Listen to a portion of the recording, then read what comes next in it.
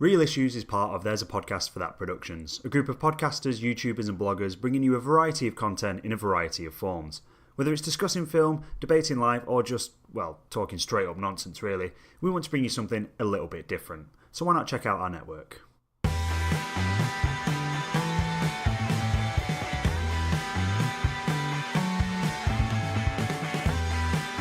Coming up, Fantastic Beasts and how not to write the title of a sequel.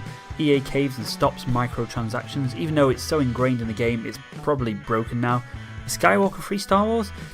A Lord of the Rings prequel might not be too bad, and Justice League is, surprise surprise, a bit of a mess. All this on this week's Real Issues. Hey everyone, welcome back to this episode of the Real Issues podcast. That was a very soft opening. It's smooth. It's a Thursday night, and it's getting... No, it's not. It's not going there. It's weird. Getting late. It is getting late. It's nearly 9 o'clock. It's a Thursday night. I'm on my honeymoon, so it doesn't matter for me. I've had 2 beers. Driving to Birmingham tomorrow. We've seen Justice League. We have seen Justice League. We're going to talk about it in a bit. Yeah. Did you think it... We are going to talk about Our opinions have been well documented on the internet. And, yeah, so people... Jesus Christ, what's going on there? There's a bit of background noise. Yeah. Sets the mood. Domestic violence, not good. Not good. Not funny. This is how we get over it. We sit in a room and we just talk about shit for a few hours. Or we drink. Yep. That's not Jonathan Ross. Why? I feel like I had a lisp then when I said that. Jonathan what? While we drink. While we drink. Should we do some news, Matt? Because we've not done a podcast in a while. We've not done a podcast in a while. I don't know what's going on in the film world. Yeah, I don't know. I know what's going on in my film world. I know what's going on in my life because I got married. You did get married. That happened. Congratulations. That was a thing, wasn't it? Yeah. Got pretty razzed by me in the speech, didn't you? It's good burning. Good burn. Some sick burns. Sick burns. It's a good day out, wasn't it? And then yeah. we saw Justice League a few days after, which was not good. No. I mean, I saw Justice League in like peak mood as well. Yeah, so I was like, I'm on a high right now. This is the pinnacle of my life. I've never been happier. If there's ever a time to have a disappointing film, this would be it. Yeah. Still bad. Oh well, let's do some news then. What's been going on in the news? What's been going on in the movie news? Well, that actor you like's done another thing. There's a few more reboots and a sequel too. And that other guy got caught with some cocaine. It's the news. News, Matt. Did you like Fantastic Beasts and Where to Find Them?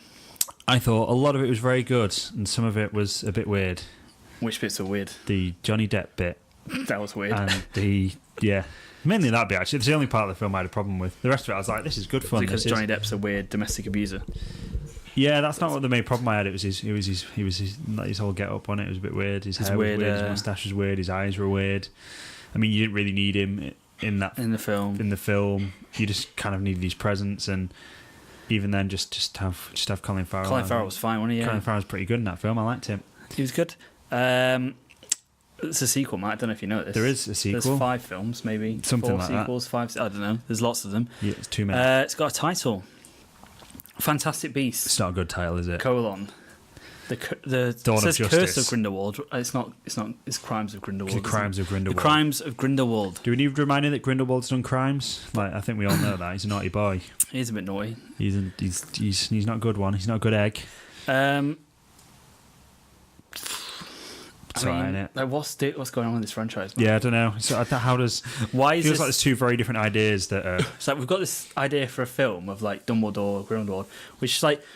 Cool. The weird thing is, like, I'm on board with the franchise idea and I'm not on board with the Fantastic Beasts idea, which... Yeah, because like the Fantastic Beasts elements in the film were fun. Do you know, like that kind of thing of... Like these magical animals are let loose in the city and he's got to track them down and get them and stuff. Like, I was really into that. I was like, oh, this is fun. It was like like a family adventure film sort of thing. But... And I don't think the way... Like, I didn't feel it was shoehorned into the first one, but now you just go, why is it Fantastic Beasts now? Surely it should have been... Fantastic Beasts should have been the like subtitle for the first film, and then like the whole franchise should have had like a different... Yeah, it should have been like the Wizarding World of Harry Potter, Fantastic Beasts and Where to Find Them. Yeah, something like that, like a Harry Potter story. It's like something like that, but now it's like how... I just don't understand why they've kept the Fantastic Beasts part of it, yeah. It's like, why is Eddie Redmayne, whatever his name is. Newt's commander. Why is he like needed? Because he's incompetent. Like, it's the most evil dark wizard. I'll get the most incompetent guy who like can't control very simple animals. Hey, he's pretty alright. I mean, the whole point is that he loses all the animals in the film. Like, he's clearly incompetent. Why does Dumbledore need his help to bring down? Yeah, it is a bit. Apparently, like, this is the Harry Potter canon that Dumbledore's always had a soft spot for him. Apparently, he used to have a bit of a soft spot for like. Because he's gay. I was going to say like special needs kids. Oh, like right, Harry okay. Potter. And he's gay. Is Dumbledore going to be the next one to the next Kevin Spacey? I didn't like that joke. I didn't like that joke. That'll ruin Harry Potter for a lot of people. I will find that hilarious. I'll do a sketch about that. I've already done a sketch about Hagrid being a pedo, so we can do a sketch about Dumbledore being. Yeah, maybe don't. Maybe don't. No, let's probably leave that. Fresh in it. Bit fresh. So that's the thing. Jude Law's playing Dumbledore. That's good casting. Yeah, it's good casting. I like that. Although he doesn't look like Dumbledore. He looks like the original sketch of Dumbledore in the back of the. Yeah, but that isn't Dumbledore, is it? That's no, not it's Dumbledore. not. People keep saying that. I feel like it looks exactly the same. It's like you're an idiot. Like that's not the same person. I can't remember who that's supposed to be now. It's just a wizard, isn't it? Yeah, it's someone's drawn. Wizard, and everyone's like, it doesn't even fit the description of Dumbledore. But like that's why on everything past the first edition, is Dumbledore on the back. Yeah, shut up. Anyway, I'm kind of looking forward to that. Yeah, is there a weird poster? I'm sure there's a weird poster, but I don't know if it was a fan poster or not. There's like a cast picture. Is it not? I don't think there's a poster. No, I think it's just. I'm going to Google it. I don't know if it is a fan made one or Jude not. looks very smug. He does. I don't know how I feel about. Why is there a picture of Ezra Miller? Ezra Miller's not back in it, is he? Yeah, he is. Is he? Died. Spoilers. I'm going to come up to your mic to see this. I saw like a weird. Isn't there a strange in it as well? Yeah, but she was mentioned in the first one. Oh, was he back? Oh no, he's not back in it, is he? The Muggle guy. I really, really liked him, but I liked that his story was kind of tied up. Yeah. No, I liked. It was a nice tied up story. Johnny Depp looks like the sort of guy in the 80s is now being found out for child abuse. Exactly. That's what he looks like. He does look like that. Yeah, I mean, it must have been a photoshopped image. I mean, that's kind of what he looks like anyway, but... Yeah, it must have been a photoshopped image that I saw of, like, Dumbledore and Grindelwald, like, next to each other, but it kind of looked really, like, homoerotic. I don't know if it was, it like... was, though, wasn't it? Literally was. Yeah, but I don't know if it was, like a fan fiction sort of thing, into like a, fan fiction sort of thing, or if it was just someone... Because the way they stood in those photos, it just kind of subtly came across as homoerotic, but... Not there's anything wrong with that. You're reading into it too much. Maybe I'm reading into it too much. So that's probably fine. I don't know. Yeah, I'm kind of interested to see how that best of the Harry Potter films. So. Yeah, that's what we said. Everyone else hates it, but no, people like it, don't they? People don't like it. No, don't they? I thought people thought it was all right.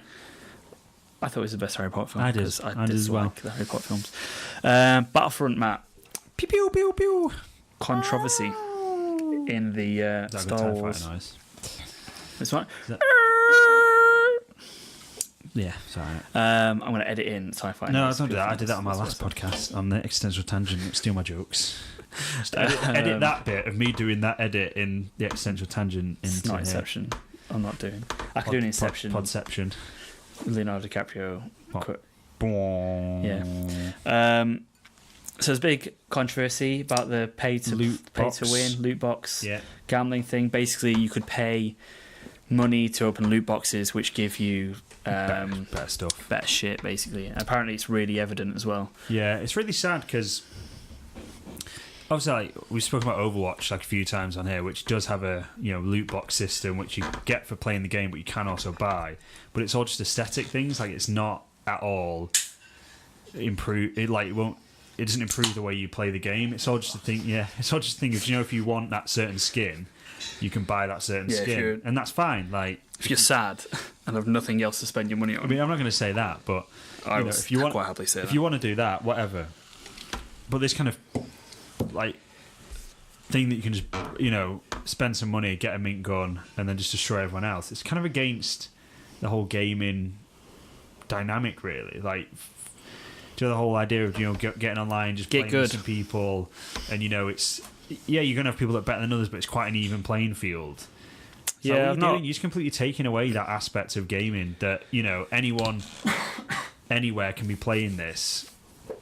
And that's really cool. But now it's like, oh no, you know, if you've got some money that you want to spend on a gun that's going to make you mint, you know, you do that. And I suppose like the issue people said as well is like the gambling issue. So you don't know what you're going to get from a loot box. I don't care about that too much. So it's kind of encouraging kids to gamble. And like people are going apeshit on that. But is that any different from Pokemon cards or sticker collections? Like you buy a pack of stickers, you don't know what you're getting. It's the same thing. I think the gambling one's stupid because I mean, it is. I can kind of see the point, but also I can see the point, but a bit. Yeah, like we've all kids have done it all the time. Like I remember buying Yu-Gi-Oh cards. I remember the time I used to walk into bookies. Yeah. When I was 6, smoking. And no, I remember buying Yu-Gi-Oh cards. I remember I can't remember what the character's called now, but it was like a big like golden dude, and you kind of had to.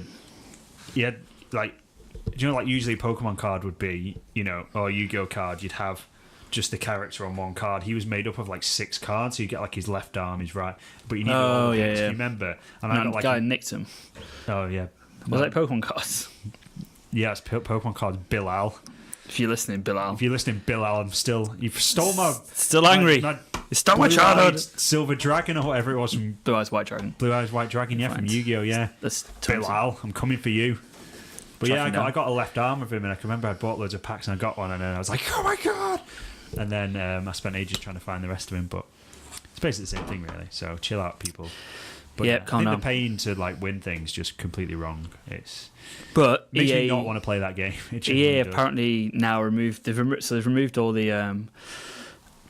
So basically, I think you can still click on buy coins, but it won't let you buy coins. But apparently, it's so quite late, haven't they? So they've probably just written in a bit of code to block that off. Yeah, which is kind of like not going to take it. I kind of respect that they've eventually taken this on board. And I suppose this has been building to this point for ages in games where microtransactions have been quite a big point, and then people have been like, "Oh, it's fine as long as it doesn't impact gameplay." I don't care. I guess in Overwatch, and stuff. I don't care if people want to spend their money on that. That's exactly fine. To be fair, I wouldn't buy one myself, but when I do get a loot box and I get a new skin, I'm like, oh, sweet, if it's a really cool one. I do spend some time looking at it and set it up and stuff. But I would never pay to buy one because I just like the designs of them, but I wouldn't pay. I wouldn't do it myself, but I do understand why people would do it. If you've got the money. But it doesn't. Obviously, it just doesn't affect Overwatch. Yeah, I don't get. You can buy that game for £20 and have the same experience as someone that's pumped in, £1,000 into skins and loot boxes and stuff. Yeah. What was I saying? I don't know. You're saying how it's. But it's the thing is with Overwatch, I think microtransactions have kind of annoyed people, but as long as you can avoid them, I think in Shadow of War, the people were annoyed about it. If you wanted to progress quickly, you could buy it, but if you didn't want to, it didn't really impact on the game that much. So people kind of annoyed it, but you could avoid them. Whereas this seems like it's so ingrained in the game, they've taken them out, but still the people with the better gear who've already got the better gear from the open access and stuff, are still so overpowered. Yeah, and it's if someone's been playing this game for 50 hours. And you go onto it I've bought it a week later. I literally bought it today. A week after it's come out. I shouldn't be going online and be at a severe disadvantage from someone who's played a load of hours. Exactly. Yeah. Say what you will about the first Battlefront, but I think you could get slightly better guns, but I think they were quite spaced out quite well. At how much you had to play to but the guns weren't they weren't ridiculous. More powerful. They were different types of guns. Yeah, they were different types of guns. And obviously the ones that were more powerful, but then it would counter off with rate less fire shots. And the range of it and stuff like that. So whatever you say about that game, that kind of felt like it got it right with upgrading you and giving you new gear and stuff. But this just seems dumb. Yeah. But like I said, they've taken it out, and they say for now. So it's I don't know what. Yeah. Whether they just do loot boxes for just kind of skins Overwatch, I guess. I feel like what they need to do is just work on a patch and release one in a month that just takes it all out. What I feel really sorry for is the game developers who probably had no part of this at all. Yeah, and they probably designed maybe had not a part in the microtransactions, but the loot boxing and how can we give the players a reward system for playing. Yeah, I kind of agree with the reward system, but yeah, I do. It gives you a sense of achievement, doesn't it? Exactly. You can win a match, but if you win a match, level up, and then they're here's some cool stuff for doing that. Yeah, I like that, but even if you don't on Overwatch, when I get a new loot box, as I say, I'm kind of like, oh, I wonder what's in this sort of thing. It's more skins, Matt, probably. More skins or coins or whatever, and it's never It's more very pointless exciting. shit. But it is when you see it little flash up, you're like, oh, cool, I want to check this out. So that's bad, but also kind of good that they've taken that on board, I guess. It makes me only want to buy it now for the campaign, though, not for the multiplayer. Yeah, I started the campaign. I'll talk about it a little bit.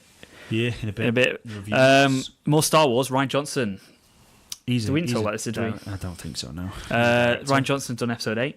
Yes. He is writing and directing the first of a trilogy, and as well as overseeing the entire trilogy, which is separate from the Skywalker saga.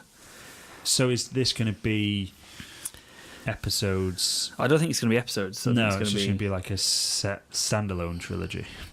One would assume. Unless it's just afterwards and Luke's dead, and it's just... Everyone's dead. Yeah. Rey's dead. Finn's dead. Poe's dead. Probably a good opportunity for them to look at some expanded universe stuff that is kind of not canon anymore. If like they don't start doing stuff Old like Republic that, stuff. I'm going to get bored. Like if it's literally like a Poe Dameron trilogy, I'm done. Yeah, I'm done with that. If it's do my if head in a if the main character is someone I already know. Yeah, that's the annoying thing. Like, there's so much, like the world of Star Wars. Like, I think from like the start of A New Hope, that world feels so lived in. Yeah, I think, and there's so much history. Like, if they don't explore history at some point, or just something different from what we've seen. Yeah, I think I've said it on one of our other podcasts that there are all these franchises that are, attempting to build these worlds that they've not earned, and you just go, Star Wars is the one that's earned it more than anyone else. Yeah, exactly. It's the first one where people went, oh, this is, there's so much more to this than, or it feels like there's so much more to it than just on screen, but it seems to be the one that's really reluctant to actually go and expand. Yeah, like we said, we don't care about Han Solo movie. We don't care about that. An Obi-Wan movie particularly. No. Like, I think maybe you could do a good film there, but I think you could do good films out of both of them. I'm not really bothered. Yeah, I'd rather see something. And like Star Wars is the one thing as well with so much. I guess it's like comic book films. There's so much material there to work from as well and adapt. I understand why they've decanonized. I can completely because it might mess up what they're doing in films, but there's such a you can pick and choose, like pick those what's good, because some of it's shite, isn't it? Some of it's garbage. But, like, just pick the good bits and actually some of the new expanded books are naff as well. Yeah, I've not read any of them, but that's good. Whatever. Probably I think that I'm kind of excited for this. It shows a lot of faith in Ryan Johnson, which means episode 8 before even it's received any critical response or fan or audience response, to put that faith in him and announce it. Yeah, like they could have easily said. They could have easily said like 2 months ago when he agreed with him, or however long ago, right, you start working on this. If it goes well, if episode 8 goes well, we'll announce you as the director and the overseer of this trilogy. Yeah, and it would have been kept quiet. And you could keep it quiet and whatever. But to like announce it a month before episode 8 shows a lot. Yeah. Unless it's just like a big ballsy move to be like, this is going to be mint. Yeah. We know it's going to be mint. If it's a ballsy move, or if he was already doing it and they knew it was going to get leaked, so they were release it already.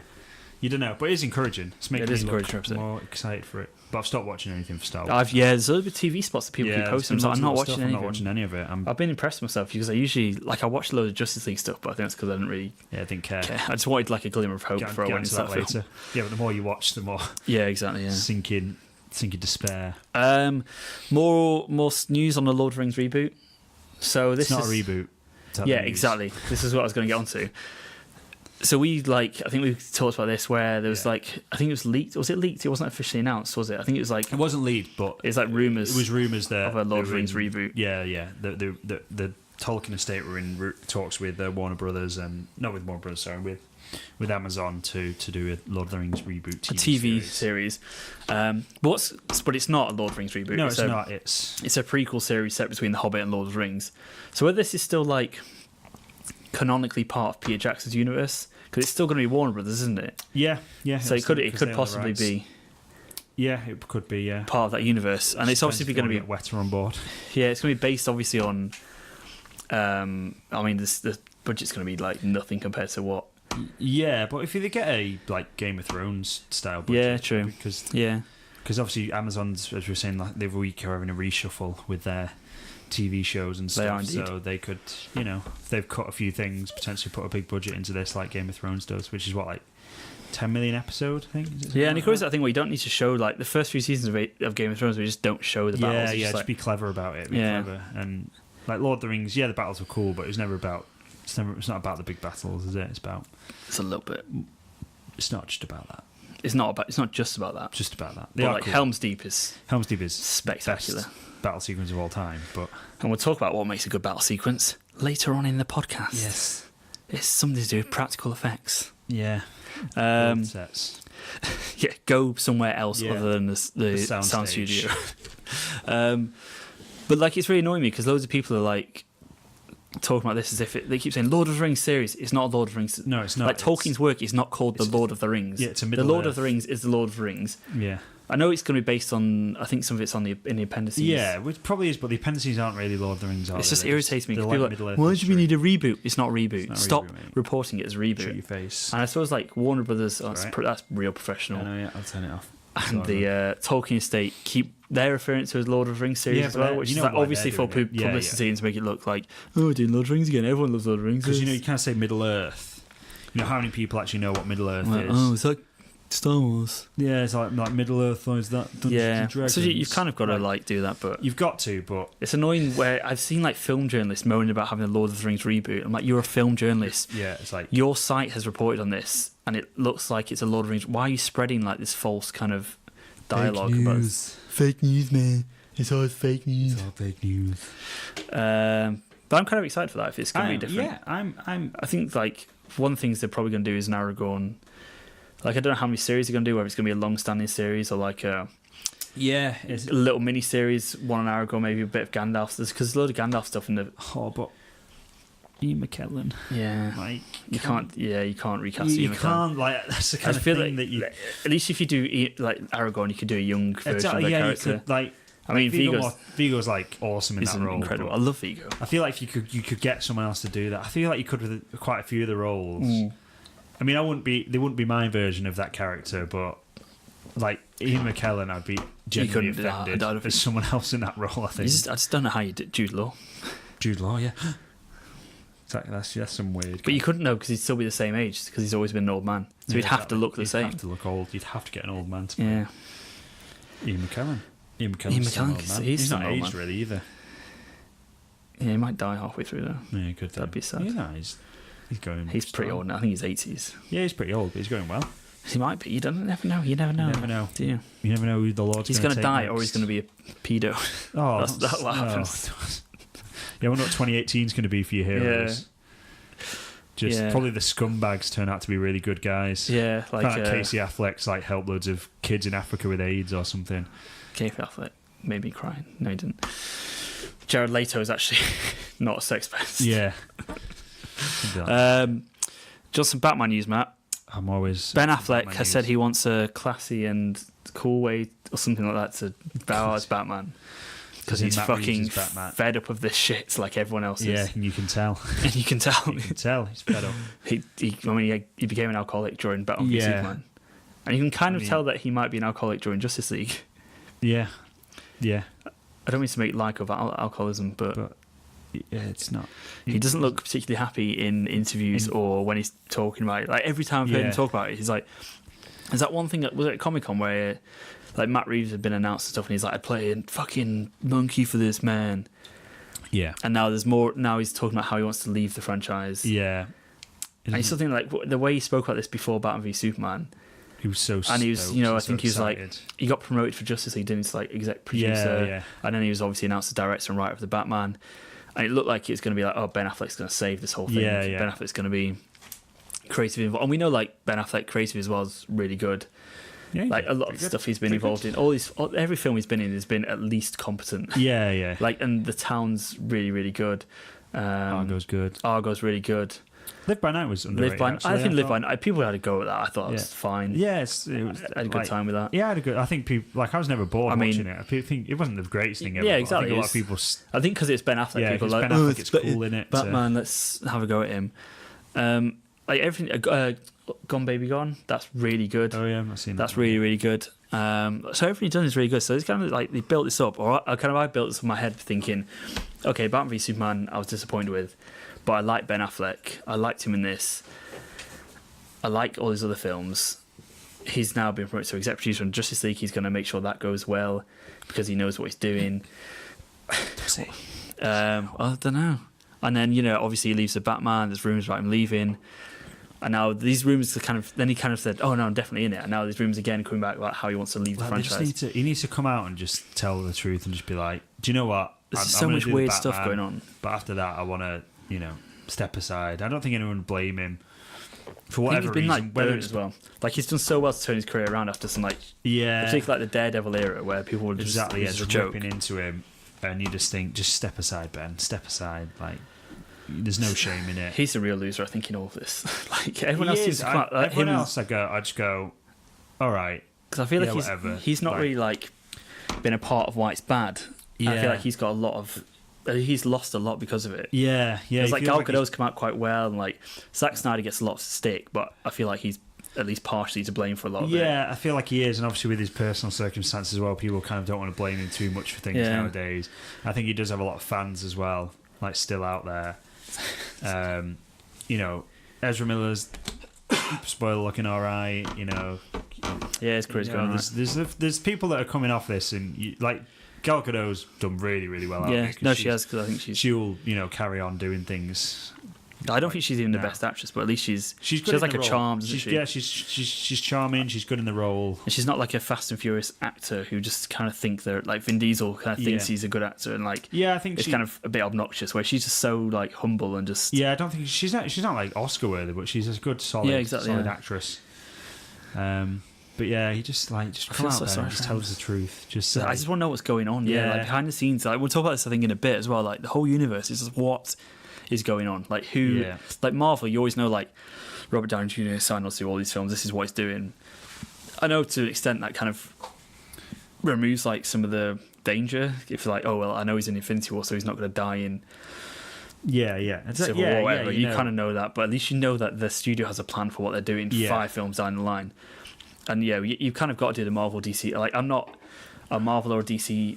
Like either way, I love characters on both sides. I'd say I prefer the characters in DC. I prefer DC characters when I read comics. Yeah, but like critically, the Marvel films are so far ahead, and I hate like people saying you're the Marvel fanboy. Yeah, because they're better films. Yeah, I think like I said to someone today on Twitter, I just said like. Whatever you like, you don't want to come across as a Marvel fanboy, but they always seem to know what they want to do. Like even if they never work out, like if films don't work out spectacular, they're at least competent and fun and have a heart and characters, and they know what they want to do. And there's like a set thing there, which DC kind of doesn't really have. And this is kind of part of that. And there's news that like he wants to leave, and whether he'll leave as Batman or whether they'll just kind of recast, or whether they'll do like a Nightwing switch out. I don't know if you can just recast. I think the best way to do it is probably does a bit in the Batman. Yeah, he leaves. Nightwing comes in. Yeah. Nightwing takes over Batman. Yeah, like have you read Black Mirror? It's Black Mirror, I think. Black Mirror. No, I've not. I think it's Black Mirror. It's Scott Snyder before he started the New 52 Batman. Yeah. And that's basically a Nightwing story as Batman. Oh, okay. That's really good. Yeah. And you could just do a Batman story. Like it doesn't really. Yeah. It doesn't really need to be. You could still have Alfred. You could still have. I mean, it's just not Bruce Wayne, which is a shame. But just kill it all. That's my. It's a shame Wonder Woman was so good, wasn't it? Because so good. Yeah, until the last 15 minutes. Until the last 20 minutes, which I knocked a star off for the last 20 minutes. Yeah, I would have done. Because I thought it was diabolical, but we'll get into Justice League in a bit. But it's like what are you doing? Just no one knows. I think that's the thing. Like nobody knows. I was so looking forward to that Batman film as well. And see when Matt Reeves came out, and was like, I'm going to do a detective noir film, and I was like, yes, please. Like, yes, this is what I've wanted my whole life. I kind of hope he just gets the script to Ben Affleck, and Ben Affleck's like, yeah, I want to do that. Yeah, and I want to be part of this. Yeah, because it feels like now, like at least, and again, don't want to kick Zack Snyder because I think visually he's very good, and I think at least he has an idea of what he wants, even if it's completely misguided. I mean, some people agree with that, some people won't. Like, I guess that's an opinion thing. Like his take on Batman and Superman were not necessarily my takes on those characters, but no, I guess like that's the way he wants to do it. And I've got nothing wrong with different. Like I do, but somebody takes, but that's not kind of why I dislike that film. It's the incompetent storytelling is why I dislike. Yeah, that's what I mean. I feel like people have a go in for the wrong reasons, whereas I think obviously I don't always want to pull the "this is literally what I do for a living" card, but I do find it funny on Twitter when people try and really have a go at me about like storytelling and character arc and stuff like that Yeah. within these films just because I've said I don't like it, and I'm just like, mate, this is literally, I've my job. I've literally got a This is literally what I do for a living. I've got a bit about that reaction from fans in air Fans, quotations in a little bit, and it's like fine if you like a film That's fine, but like you can't have a go at someone for critically analysing a film that's not a good film. exactly, which is what I feel like I think we don't mask our emotions. We don't say, oh, like Batman v Superman didn't make me really angry, but that's because like I've loved the comics and I know how good they can be. Fan. But also, like now I've had time, I do step back and critically analyse that film and just go, it's like the plot points are just all over the place, and even the character beats are all over the place. There's really good ideas like underneath it, and the execution is poor. Oh well, we'll talk about that in a little bit more. But bad news. Oh, it's also Jake Gyllenhaal has been. Oh yeah, I saw that. I'd be down for that as Bruce Wayne or Nightwing. He was pretty ripped in Southpaw. Yeah, no, he's good actor. He's a good actor. I can see that. Yeah, I can see that. I don't know if he'd be. I see more of a Bruce Wayne than a Nightwing, I guess. I don't know. He's a bit rough, isn't he? He's a bit. Yeah, exactly. Nightwing's a bit like fancy boy, isn't he? He's like the heartthrob of the DC universe. Yeah, I suppose, but I feel he needs someone a bit more smug as. Nightwing is. I suppose Nightwing is a bit more similar to Batman than the other Robin. But I can't see him as what alter ego. You know, like what's as a Bruce Wayne. Yeah, that's what I feel like Ben Affleck got really well. He got that. Although to be fair, like he's a good actor, and he's a good actor. Yeah, you know, he's quite charming actually in some things. He is. Yeah. Let's move on then. Yeah. Some reviews. Guess we went to the cinema this week. We saw some films and we watched some Netflix. Listen up to our ill-informed opinions and then go and see it all anyway. Because who knows, not us, but we'll rate it anyway. We've not done a lot. No, too busy getting married. I was getting married. Not to each other. No. That's gay and incest. And legal. Nothing wrong with the gay thing. Stuff wrong with the incest thing, though. Yeah, there is definitely. I don't feel like I'm being controversial saying that. I've been saying a hot tub a week. Eating Michelin star food. Again. You wouldn't have Michelin star food, though, either, so... No, I didn't. I had... What did I have? I had a Tesco pizza the other night. That was all right. 7-course Michelin star taster menu with paired wines, Matt. That sounds... You get very drunk delightful. very quickly. If you're lightweight, am I right? I have played a little bit of Nintendo Switch. We talked about this a few weeks ago as well. So have I. Played some Mario Kart, which is always fun. Sick game. I've not got much more to say about it. Apart from it's just Mario Kart. It's just like... I could sit and play that game all day. It's a good one to play with mates as well, like just get people around. Yeah, it's a good party game. Good party game. It's just great. I just love the Switch. I love Mario Odyssey. I love the Switch. Love Mario. It's just one of those things where I just sit down, I could play like 3 hours or I could play 10 minutes and it's fine. Yeah, definitely, yeah. That's what I was doing because obviously that you brought yours, and I just was like, yeah, I'm going to have a bit of a play, yeah. And, looked up and it's like an hour later and But it's like, what I love about Nintendo as well is like anyone can pick it up and play it. Like our sister Claire, who, does not play video games at all, picks it up and was like, yeah, let's play some Mario Kart. Yeah, let's play some Mario Kart because it's intuitive and it's fun and just the design's so cool as well. It like is so good, yeah. Like I was playing Odyssey and just all the stuff from like my childhood of like N64 and stuff with the like people are going to go, you're not a real fan because you don't know the names of them, but like the balls on the chains things, the barking things and the ghosts and just like all the little things. I just really, really love the designs of them. It's just so cool. Nostalgia. Good console. Breaking news. Breaking news. Yeah. The Nintendo Switch is good and Mario is fun. I think I'm going to get one for Christmas. I'm going to get a bit of Zelda as well. I want to get on that. Yeah, Zelda. Also played about an hour 40 minutes maybe of the Battlefront 2 campaign. Oh yeah, you did. Which is alright. It's good. It's you'll have to wait and see for my full verdict because I don't really know what's happened. Like you're a bad guy, which you're obviously gonna switch allegiances at some point. Really cool. Yeah, it's good fun actually. You've got like a droid on your back and you can like get your droid to like do stuff. Oh, that's cool. So that's quite cool. The campaign just looks like a really cool take that we've not seen before in the Star Wars universe. I have a feeling that it's going to be quite generic. But they'll become like you working for the rebels and stuff like that. No, I think you'll just switch allegiances halfway through. Okay. I have a feeling that's probably what's going to happen. I'm afraid if they didn't. Yeah, you're just a dick all the way through. It's yeah. like, all right. Well, no, not just that. Just like I murdered. Acts like you guys are the good guys. Because yeah, do you know what I mean? At the end of the day, The rebellion are the terrorists. Yeah, Tories think they're the good guys, Matt. Yeah, exactly. That's the thing to a good villain, though, isn't it? That they. Yeah. Not saying Theresa May's a villain, but she's too incompetent to be a villain. Yeah. She'd be the Steppenwolf. She's our Steppenwolf. She's our Steppenwolf. Someone Photoshop that. I'll get Guff on that one. Guff will do it. He's listening. Hi, Guff. Oh, he's got feedback, so I hope he's listening. Thanks for letting me join your Facebook Messenger group. Yeah, it's a privilege. And thanks for finally liking the page, Guff, after only just months. A year and a bit, year and 6 months. That's bullshit. Of being a fan, apparently, and only just liking the hidden page. fan, secret fan, ashamed fan. Yeah, he's scared. Is he a brony as well, maybe? Yeah, secret brony. He's a jabroni. What we did see, Matt, is we saw Justice League. Really? We've not spoken about that yet.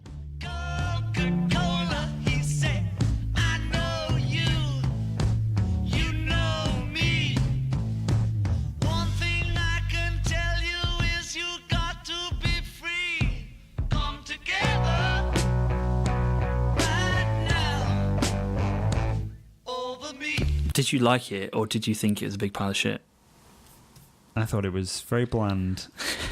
That's honest. I've been like... You're the positive one here, which is weird. I know, yeah. I came out of it and was just like, that was the worst. I put this in my review. I was very angry. I think it's only because the marketing team did a fantastic job of making me not want to see this film at all, that I had no expectations. I think... I don't even do that. Do you know when sometimes... Some of the Batman v Superman trailers were a bit ropey, and there's a lot of things I've gone, I'm not really sure about the trailer. There's big themes though, wasn't there? There's big themes in the trailer. That's a big theme. I don't think I've ever gone into a film of a franchise that I'm so invested in, just not caring because the trailers have looked and the have previous just not done anything for me at all. 2 out of 3 films were terrible. Yeah. It's just I can't. Man of Steel looks like a masterpiece now. I really like Man of Steel. I really like Man of Steel. I really like this. He goes on such a good arc as well. It's a good story. Yeah, I changed. It needs editing. Yeah, it needs take a bit off the fight at the end, and add a bit in between him finding the ship, and then him deciding if he wants to be Superman or not. Because in the film, he literally finds the ship, puts the suit on, and is like, "Yeah, I'm Superman now." It's like you need more time in between that. His dad has literally died to make him not, reveal that secret. He needs a little bit more time there. But it's a really good film. And it starts a really interesting character arc, because I quite like him in Man of Steel, because I know people hate it because he's not Superman in that film, but I think that's what makes it interesting. Yeah, I do. You didn't read American Alien? Was it American Alien Superman's story? It's like a mini series, 8 issues, which was really good. It was kind of a similar thing where I think he's like a young man or a teenager, and he's just kind of like, I just kind of want to do normal things for a bit. Yeah. But I'm also Superman. I think that's a really cool thing. It's like, as a teenager who's grown up on Earth, or a young man who's grown up on Earth, he's not going to want to be a hero. He's not. He's a human. That's the whole point of Superman, is that he is human. Yeah. But he also is this beacon of hope, and that has to be a choice. Yeah. I think a lot of people saying what kind of annoys me is people saying his dad should tell him that he has to be like a hero. There's bits in it where his mum, is it Batman v Superman? I'm like, you don't owe this anything to these people. You don't owe this world anything. Yeah, and I think that's a really good point, because it has to be his choice to decide to want to be Superman. Because otherwise, it's. But we don't the issue is we'd never see him make that choice. Yeah, really. Exactly. He finds out who he is, and he's like, all right, I suppose I should go and fight the bad guys. And we never really see that in Batman v Superman or Justice League. No, we don't. We're going to do non-spoilers, by the way, for now. I mean, there is nothing to spoil in this film, but I guess we won't discuss. I was just like. Yeah, there's no subject that I have to skirt around and try and cleverly phrase it so that people who have seen it know what I'm talking about. People that don't, it doesn't spoil it. I was just I can say what I like, because there's no shocks, there's no twists, there's nothing even to talk about. Yeah, which is quite difficult. There's no scene where I think, I hated that scene or I loved that scene. Yeah, and that's what I mean. At least Batman v Superman, I came out thinking, I loved that bit. I loved the Batman fight scene. I really like Ben Affleck as Batman. I really hate him murdering people. Yeah, I hate Grumpy Superman. At least the stuff that's kind of divisive in there to talk about. Yeah, it's whereas this I came out afterwards and was like, what do we talk about after that? There's nothing what. It's like Warner Brothers were so scared of another Batman v Superman backlash that they went in completely opposite direction, just made something so bland, but again, it was never going to offend anyone. But the script obviously was written before Batman v Superman was finished. I just want to know what kind of the original vision was. Yeah, was because it just doesn't line up with Batman v Superman. Like this It just doesn't. I hate this retcon in Superman. Superman's a beacon of hope. Literally, the whole premise of Batman v Superman was that Superman was a divisive figure. Yeah, he was yeah. clearly not a beacon of hope for mankind. Yeah, and then like in you need this- to spend time making him a beacon of hope Exactly. before you make a big issue of him being a beacon of hope. Yeah, I It think he's doesn't got make to be a beacon of hope at some point. But as you say, you need like that progression there. You can't just go, oh yeah, he's got stabbed in the heart. And No, everyone loves him. No, everyone loves him, and he's a beacon of hope, and he wants to be a hero now. Because you just go, but that's not what we've been building to. That's not where we're at in his progression, his story arc, and I think it's going to be really boring. It's going to be kind of dull from now on because I don't think you can take that back. Really, I don't think you can take back that thing of. And I think, like, I don't know, I've never properly watched like the Christopher Reeves ones and stuff, but I think they're too dated to watch. if it's kind of that thing of he's just a hero saving the day. I think we're so far past that in superhero films now that you just go, where do you take Superman from here now? I think like Man of Steel went in the right direction. Like Yeah, I said, I I think that was definitely kind of did. like an interesting direction, but Yeah. and Batman's obviously interested because he's conflicted and. Well, I think 'cause he's an like, anti-hero, what isn't he? what Marvel? And let's do another Marvel comparison. What Marvel Marvel with Captain America? Someone paid you. Well, Marvel then with Captain America was really interesting because the first one he's this guy who is perfect. He's the perfect guy, and then what they did was like Winter Soldier. They turned everyone against him, which I guess was maybe kind of what they tried to do in Batman v Superman, but in a dumb way. Really stupid, obvious way. Yeah. And then Civil War again was like, okay, everyone's still turned against this guy, even though he is the perfect man. Let's just test this guy to his absolute limits. Yeah, exactly. To his absolute moral limit. Put him in a moral dilemma, and then how does he deal with that? And that's really interesting. Whereas this is just, what happens if everyone tries to kill him? Yeah. Oh, he's going to be grumpy about it. Yeah, it's just not. But like, you can't see Captain America like trying to kill someone because they've got his mum captive. Yeah. Like in a Marvel film, that would never fly. Like No. Kevin Feige would be like, no, that's against the essence of this character. Yeah, exactly. Yeah. And that's kind of why I don't really understand what DC What are went trying on to there. do. Like in each film as well, the characters are kind of different characters in each film. Yeah, there's no consistency to them, and that's It's weird. But what I wanted to start on, Matt, which we've gone 5 minutes into this, was the reaction from, and I don't even want to say DC fans because we're DC fans. A lot of We are people are DC DC fans. And I hate it when people say, oh, DC fans are going to hate me saying this. I'm a fan of this, and that is why I don't like it. Yeah. I'm a fan of this source material, and that's why I hate it, and that's why it's irritating me. So I'm and not that's gonna- why we're doing an angry podcast about it. I'm not on a going Thursday night. to apologise anymore. But it's just irritating when people can say, "Oh, you're not a DC fan." I am a DC fan. I'm a DC fan. That's I why love these it's- characters. Like Batman is my favourite character. That's of why all I'm getting time. so angry about this. I didn't do an angry podcast about Independence Day Resurgence, which was a pile of shit, because Yeah. I don't care. Exactly. Yeah. I do care about this, and there's a position for a Zack Snyder version of this film. I don't care. I don't care. Zack Snyder's not a good filmmaker. No, his Man of Steel was good. We like that. Has he done any good films? Watchmen's alright. Watchmen, but it's panel for panel. Yeah. Apart from the weird squid stuff. The weird squid stuff. Isn't there there's a big squid in the Watchmen, isn't there? Oh, the thing with Was it an octopus? Something? Yeah, there's lots of weird stuff in Watchmen. It's just like, in the comics. Yeah, everyone loves the stat stuff. Do you know the pirate ship stuff? Yeah. I skip over that. Yeah, I was like, what the fuck is bothered this? reading that? I never knew what I found out. It happened in the end of that. Someone tell me. Someone tweet me. What happened? I actually appreciate Zack Snyder. But, At MJ Hall 94. Anyone? but I do actually I like Zack Snyder's visual style. His visual style's amazing. I think he's very good at composing a shot, but he's not a good storyteller. No. And he might have good ideas and he might have good themes, Yeah, but he's yeah. not very good at converting that into a coherent story. And No. you can tell, unless it's purely studio interference. Because in these films, I've got really good screenwriters like Chris David Terrio Goyer. and David Goyer. David Goyer is involved in Nolan's trilogy, which I know people don't like. Rises, which I actually think is really underrated. Yeah, I really like it. There's a few issues in there maybe, but I don't really care Sure. because he's very good at writing Exactly. character. With DC fans, we like those films. And another thing, it's very easy to forgive plot points if you've got interesting characters and your themes are interesting and your themes are well thought out and your character arcs are well thought out. Yeah. But so this is a position for Zack Snyder, which I mean is obviously nonsense. Like, can you not just? It's I not don't gonna understand how happen. you can unconditionally love something if they've made a bad film. Yeah. I love Zack Snyder, even though he's made 10 bad films and no good films. Yeah. I still love him. Yeah, he's made probably more bad films than he has good films. And it's just like, And- and how many Michael Bay fans are there? Yeah. But I don't think Zack Snyder makes better films than Michael Bay. They might look nicer, Yeah, and yeah. they have the characters in it we love, I suppose, which I think is probably why people are Yeah, probably. Yeah. interest in them. I don't know. But this tweet I saw, it says, and this guy's a journalist, I saw Justice League with my wife. Long story short, critics have an unhealthy hatred of Zack Snyder. See it if you like superhero flicks. And this knows me. It's a good superhero flick. Superhero films can be good films as well. Yeah, exactly. Yeah. Like, it's not like things should be judged for like as a film. And that's insulting to superhero films. Is it exciting? Is it interesting? Did it hook you, sort of thing? You don't have to like say it's good for a It's annoying. super. The only thing that I kind of where I go, that's kind of appropriate is like children's films, because obviously they do have to approach the audience a little bit differently, like a Pixar or something. Yeah, like there are a lot of good films, like good kids films that as an adult you probably wouldn't watch, but it's good. It's a good kids film because it's got a completely different audience. But like generally in films, it's either a good film or it's a bad film. It's not a good this or a good that. Good superhero flick, because all you superhero nerds are retards and don't know what a good film is. Because they're all the same. So they're not all the same. Like talking down to people, because the journalists.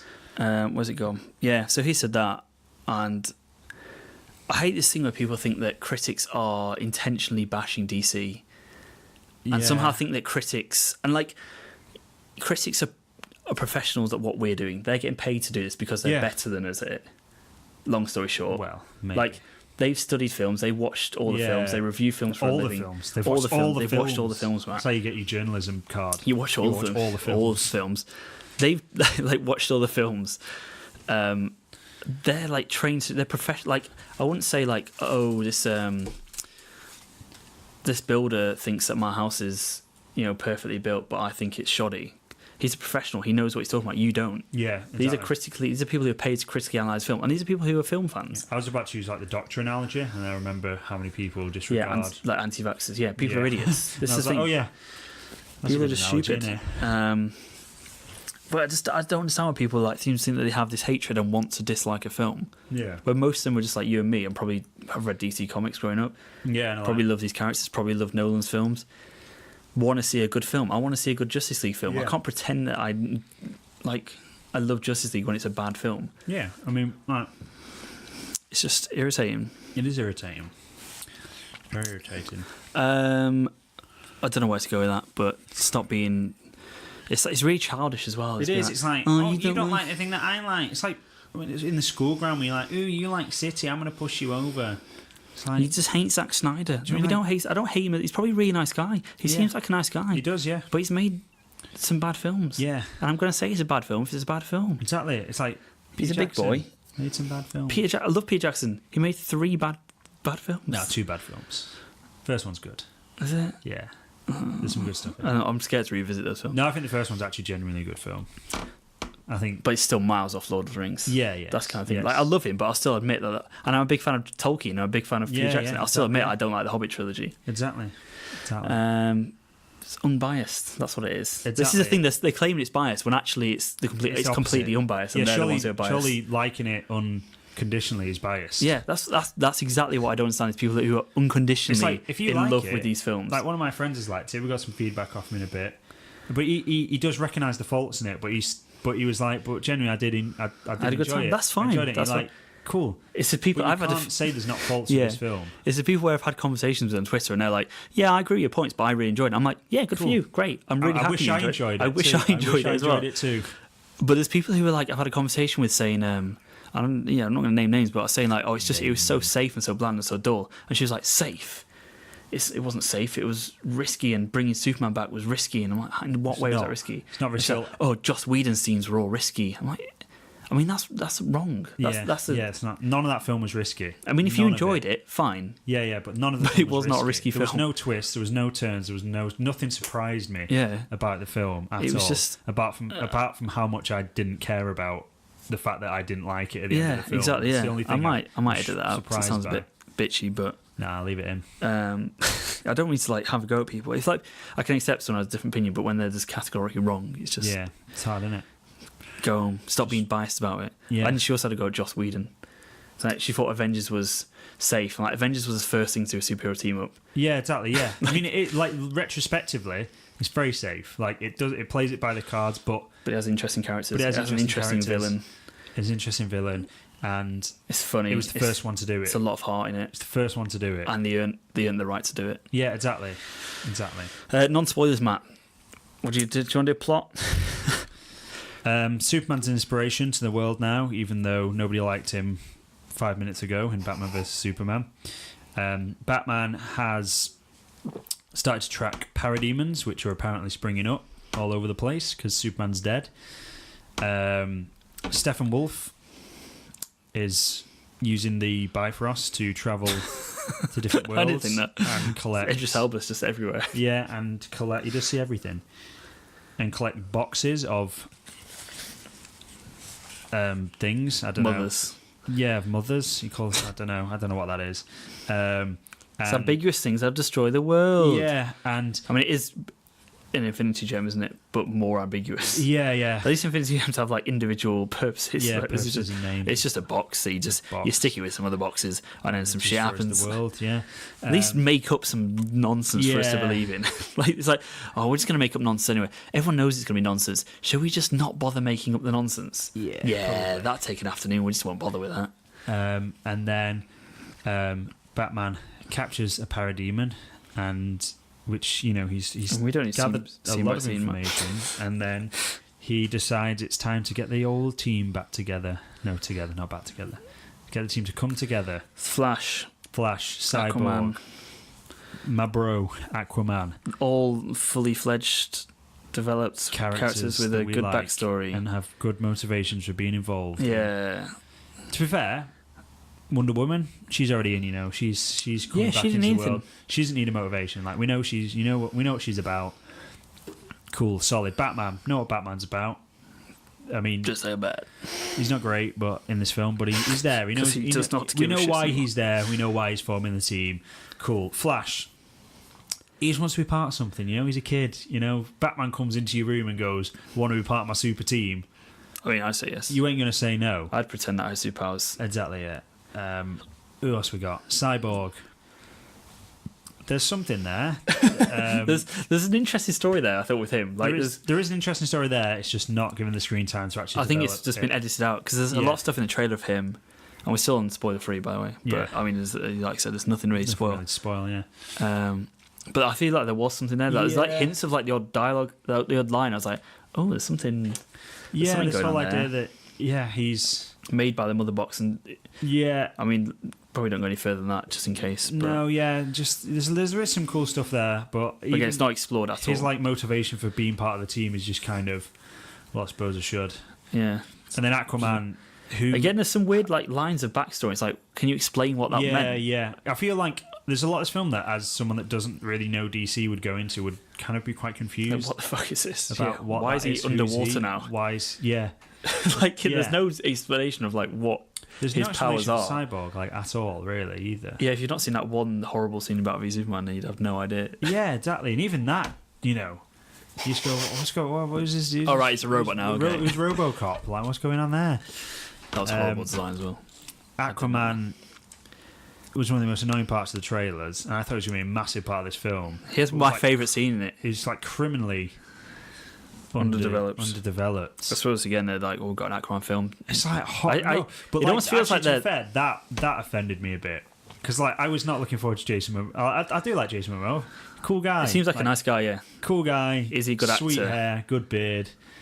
Shredded, very good looking guy. Seems like a cool guy. I'd go for a drink with him. Guy, yeah. But I wasn't really looking forward to his Aquaman because I felt like the direction of the character was just trying to play misguided. Up to, cool like bros that say gnarly and things like that.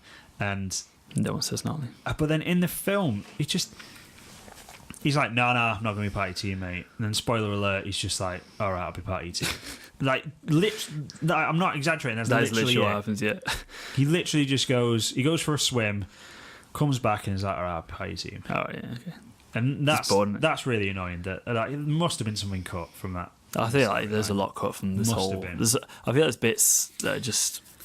And I think it's a film that stinks of studio interference. Yeah, it does, definitely. Obviously, I was quite excited when Joss Whedon came in to do reshoots and stuff, and obviously got a writing credit. I thought, because I know for some reason, and this weirdly seems to be DC fans, absolutely hate Joss Whedon. Yeah. They seem to hate him with like a really passion. I'm like, Buffy. But why? Is brilliant. The Avengers was fun. Like the Avengers, it was something that kids would dream of. Yeah, yeah. And like, it's such an iconic part of superhero history. Yeah. And his dialogue, like I know people hate it. I really like Joss Whedon's dialogue. I think he's really good at writing characters. I think he's really good at writing dialogue. I think Avengers: Age of Ultron, it's probably like actually a perfectly kind of comparison for this film, where it's just bit of a mess. A team of people. It's a bit of a mess. There's random scenes in there that don't need to be in there. Yeah, There's directionless. It's a bit directionless. There's a big CGI villain who's, I mean, James Spader's a lot better than whoever it is who plays Steppenwolf, and he's a lot more menacing and a lot more kind of charismatic. Yeah, it's funny. It's still a CGI villain with some CGI monsters to fight. But there's an interesting character in there, and like the whole bits at like Hawkeye's farm were just really fun to watch. And I'd be like, if you cut out the threat, I'd watch these characters just banter with each other. Yeah, just have fun trying to pick up thoughts. And that's kind of why I thought, even if Justice League is kind of generic and a bit straightforward, I'd be quite happy if Joss Whedon's writing these characters, because I think that would be seeing these quite characters interesting. have fun with each other. Do you know what I mean? Like, I don't think that happens. It kind of almost, it's trying to go for it in certain places, like the thing where like Aquaman's like dressed like a bat. I dig it, but he says it like 4 times throughout the film. Yeah, like, he's done this joke 4 times like, already. I get what you're trying to go for, because it is weird. You know what I mean? That's kind of fun. Like if these people are like, why is he dressed like a bat? Yeah, why is he? Do you know what I mean? Like that. I think Ezra Miller has a lot of that. Cool stuff. And like Ezra Miller, like he didn't always hit the nail on the head with the humor. And there's that bit in the trailer where he's like, "Oh, it's just symbol." Oh, sorry, that's yeah. But some of it is really funny. I mean, I think they took the autism thing a bit. It got a bit Bazinga, wasn't it? Yeah, it got a bit Sheldon Cooper at times, and hoping they rein that in a little bit.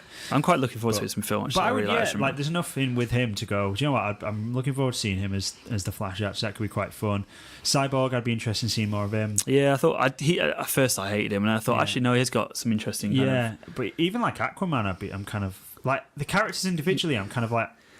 There's something there, but it's not really about these solo films. I feel like because this is about any of the team don't really want to kick Zack Snyder, but I feel like this is the end of kind of. Oh, definitely, he's not going to be involved. This is the end of kind of where they started with Batman v Superman. This is kind of hopefully the end point of that, and hopefully they're going to go in a new direction and just sort of just maybe they've learned to kind of like earn it. Because that's the thing, like about. Again, not to compare it to Avengers, but we knew all these characters before we came in. So you didn't need all the backstory, ages establishing backstory because we knew them already.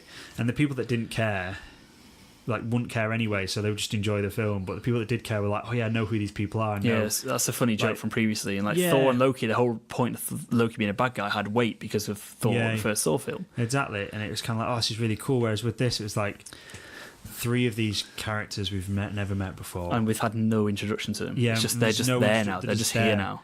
There's no there's a little bit of explanation about the powers, but like in hinted at backstories. But again, it's like. But it's like I don't know. It feels like almost. Again, it feels like almost like they're trying to make us watch this retrospectively. It's like, oh, here's the Flash. You saw a bit of him. Here's the next film. It's about the Flash. I'm like. Do the Flash first. Yeah, do the Flash first. And then Justice League's going to be better. Yeah, and the thing is, like, because...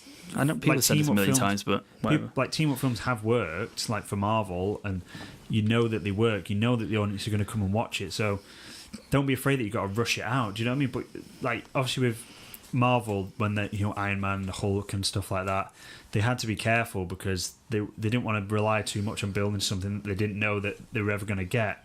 So there's only tiny little things really that really hinted towards a wider universe, but it works now. So with DC, do your solo films, but have enough in there that it suggests to something a lot bigger, and people start getting excited to it. Not just an end credit scene or whatever. Have things in the actual film that start to hint to something larger, and that'd be really cool. And you could. There was a nice nod in this. There was actually. That was cool. To around a bit. Yeah, to around a bit. That was actually. I like that bit actually. That was good. There were some nice bits. There were some nice bits. I was like, now it's ruined again. It was just most of it was just criminally underdeveloped. Yeah, that was the issue, wasn't it? It just felt like this wasn't made with a script. Yeah, the dialogue was poor. It was diabolical. Like, every bit of dialogue was always exposition. Yeah, it always was. It was like, I'm doing this because there's one or 2 bits of dialogue that I liked, and I'll talk about maybe a little bit. Yeah. There's a bit of an Aquaman on the Batmobile. Yeah. Which I thought was really funny. Yeah. And I actually laughed out loud. And there's a few funny jokes as well, but I'd say that most of them don't land. A lot of them don't land. I don't know what that is. I think it was the editing. To be fair with that, I think it's edited to shit. Like, I don't even know. It feels like 4 different films. It feels like 4 different films, but in like. Yeah. Actually, this is what we were just. So it feels like 4 different films that are the same film but shot. Like it's 4 different films, but like off the same script. Yeah, and then just editing weird bits of it together. Yeah, it's like we like Batman v Superman's just been on TV and we had it on and we were like, this is style to it. This is a style and a tone and an atmosphere, like whatever you think looks of good. it. But like Justice League, there was no style to it. I didn't feel like this is a Zack Snyder film or a Joss Whedon film. Yeah, it just had like, which is fine for some things. You know what I mean? This feels like a Michael Bay film. No, but you know, like some of the early Marvel films, you wouldn't say has like it's in terms of like a filmmaking style. This is like Iron Man, I suppose. Yeah, like Jon Favreau's got his thing and he's a good director and it's a solid film, but it doesn't have, say, like a recognisable style, which, as we've said earlier, is like Zack Snyder's thing, is having a recognisable style, which this like Justice League just doesn't have. It doesn't have any style. Which is to it basically ripped from comic books, but yeah, I mean it looks nice. It looks great, but it's weird that this film is just lacking in style for some reason.